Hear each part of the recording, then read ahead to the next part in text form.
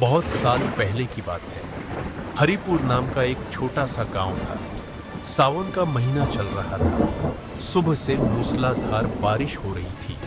कुछ ही गलियां पानी से भर चुकी थी। खेत बारिश के पानी से चमक रहे थे। हर घर के बाहर पानी बह रहा था। इसी गांव के आखिरी किनारे पर मिट्टी का एक छोटा सा घर था। इस घर में रघु रहता था। इसका दिल बहुत साफ था। आज फिर एक नया दिन आया है। कल भी खाली हाथ लौटा था, लेकिन आज हार नहीं मानूंगा। मुझे किसी की दौलत नहीं चाहिए, बस इतनी दुआ दे दो कि अपनी माँ के लिए अपने हाथों से रोज़ी कमा सकूं। चाहे पूरा दिन बारिश में भीगना पड़े, चाहे पूरा शहर घूमना पड़े, लेकिन आज कोशिश किए बगैर वापस नहीं लौटूंगा। रघु की माँ कई दिनों से बीमार थी। घर में सिर्फ थोड़ा सा आटा बचा था। बर्तन तकरीबन खाली पड़े थे। बारिश की वजह से कई दिनों से मजदूरी भी नहीं मिली थी। रघु हर वक्त अपनी माँ को हंसाने की कोशिश करता था, लेकिन वो जानता था कि खाली पेट मुस्कुराहट ज़्यादा देर कायम नहीं रहती। इसका हर दिन एक नई फिक्र लेकर आता था। इसकी माँ ने मोहब्बत से कहा, बेटा रघु, मेरी फिक्र मत कर। मैं 2 रोटियां कम खा लूंगी, लेकिन तुम कभी अपना हौसला छोटा मत करना। मेहनत करने वाला इंसान कभी हारता नहीं। आज नहीं तो कल अल्लाह ज़रूर तुम्हारे लिए कोई अच्छा रास्ता खोलेगा। बस अपना सच और अपना अच्छा इखलाक कभी मत बदलना। इसी दौरान रघु का बड़ा भाई घर आया। वो शहर में मुलाजमत करता था। उसे लगता था कि सिर्फ पैसा कमाने वाला ही घर का सबसे अहम फर्द होता है। रघु की गुर्बत उसे उसकी कमजोरी नजर आती थी, इसलिए वो हर बात पर उसे ताने देता रहता था। रघु, आखिर कब तक यही हाल रहेगा? हर रोज नई उम्मीद, मगर हाथ में कुछ नहीं। घर सिर्फ अच्छे इरादों से नहीं चलता। घर चलाने के लिए पैसा चाहिए। अगर आज भी कोई काम ना मिला तो शाम को खाली हाथ वापस मत आना। पहले मेहनत करके दिखाओ, तब लोग तुम्हारी बात सुनेंगे। रघु खामोशी से घर से निकल गया। तेज बारिश ने उसके कपड़े पूरी तरह भिगो दिए थे। वो एक दुकान से दूसरी दुकान तक जाता रहा, मगर हर जगह एक ही जवाब मिला, अभी काम नहीं है, बाद में आना। कई घंटे गुजर गए, मगर उसके हाथ सिर्फ मायूसी आई। फिर भी उसने हिम्मत नहीं हारी। कोई बात नहीं, अगर आज 10 जगह से इनकार मिला है तो 11वीं जगह ज़रूर कोशिश करूँगा। जब तक जिस्म में ताकत है, हार मानना मुनासिब नहीं। एक दिन यही कदम मुझे मेरी किस्मत तक ज़रूर पहुँचाएंगे। पूरा दिन भटकने के बाद रघु एक छोटे से ठेले के पास जाकर रुक गया। गरम तेल में समोसे तल रहे थे। तवे पर गरम पराठा सक रहा था। भाप के साथ मसालों की खुशबू हवा में फैल रही थी। ठेले के पीछे सफेद दाढ़ी वाले एक बुजुर्ग मुस्कुरा रहे थे। पूरे शहर में लोग उन्हें हरी काका के नाम से जानते थे। रघु की नज़र समोसा रोल पर जम गई, लेकिन उसकी जेब बिल्कुल खाली थी। वो काफी देर तक खामोशी से ठेले के पास खड़ा रहा। उसकी नज़र बार बार गरम समोसा रोल पर जाती, फिर वो नजरें झुका लेता।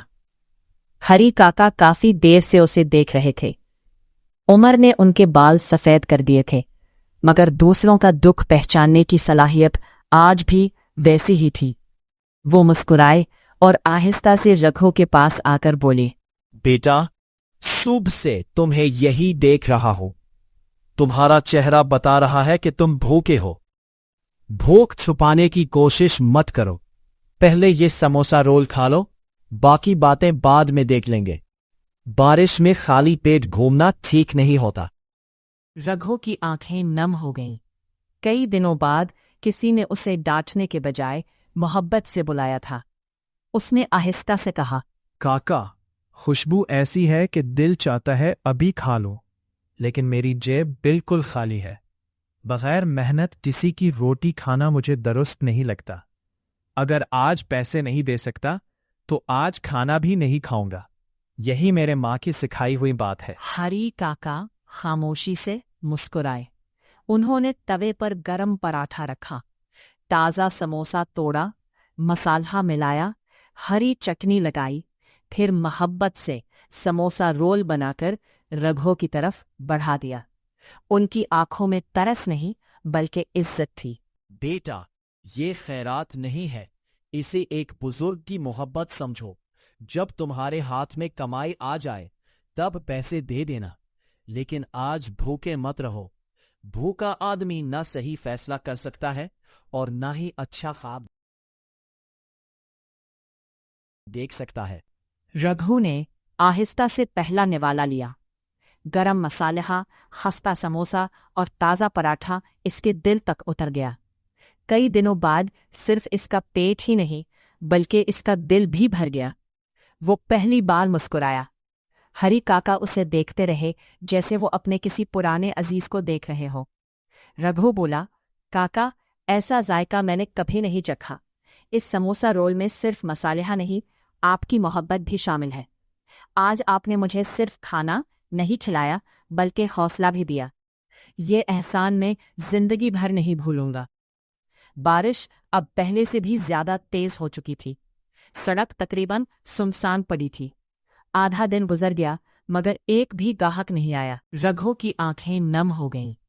कई दिनों बाद किसी ने उसे डांटने के बजाय मोहब्बत से बुलाया था। उसने आहिस्ता से कहा, काका, खुशबू ऐसी है कि दिल चाहता है अभी खा लो, लेकिन मेरी जेब बिल्कुल खाली है। बगैर मेहनत किसी की रोटी खाना मुझे दुरुस्त नहीं लगता। अगर आज पैसे नहीं दे सकता तो आज खाना भी नहीं खाऊंगा। यही मेरे माँ की सिखाई हुई बात है। हरी काका खामोशी से मुस्कुराए। उन्होंने तवे पर गरम पराठा रखा, ताज़ा समोसा तोड़ा, मसाला मिलाया, हरी चटनी लगाई, फिर मोहब्बत से समोसा रोल बनाकर रघु की तरफ बढ़ा दिया। उनकी आंखों में तरस नहीं बल्कि इज्जत थी।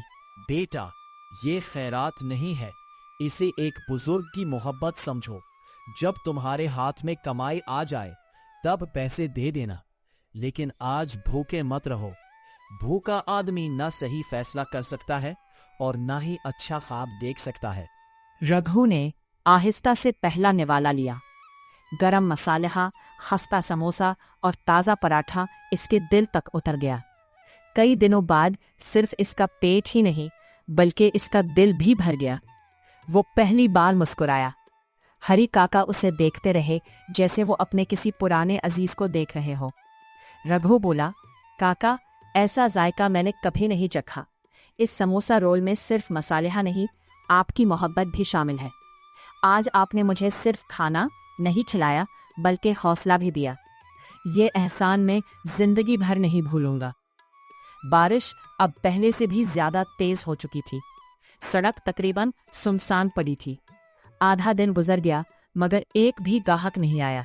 रघु कुछ देर खामोश खड़ा सोचता रहा। फिर उसने बगैर कुछ कहे ठेले की सफाई शुरू कर दी। उसने बर्तन तरतीब से रखे, तवे को अच्छी तरह साफ किया और हर काम दिल लगाकर करने लगा। हरी काका खामोशी से उसे देखते रहे। उनके चेहरे पर हल्की सी मुस्कुराहट आ गई। काका, अगर आप इजाजत दें तो आज से मैं आपके साथ काम करना चाहता हूँ। मुझे अभी कुछ नहीं आता, लेकिन सीखने का बहुत शौक है। मजदूरी कम भी मिले तो कोई बात नहीं, बस मेहनत करने का मौका मिल जाए। हरी काका ने मोहब्बत से इसके कंधे पर हाथ रखा। उनकी आंखों में खुशी साफ झलक रही थी। आज से तुम मेरे बेटे हो और ये ठेला अब तुम्हारा भी है। कल सूरज निकलने से पहले आ जाना। मैं तुम्हें ऐसा समोसा रोल बनाना सिखाऊंगा कि लोग सिर्फ जायका ही नहीं बल्कि तुम्हारा नाम भी याद रखेंगे।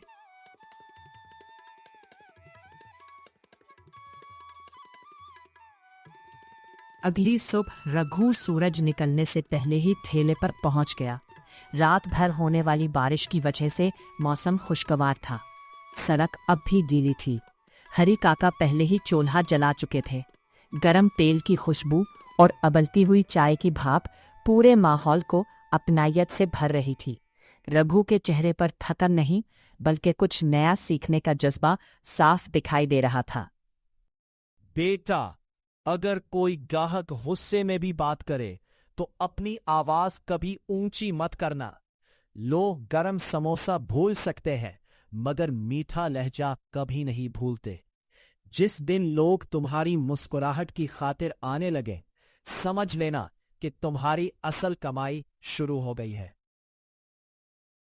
कुछ देर बाद एक बुजुर्ग छतरी थामे ठेले के पास आए।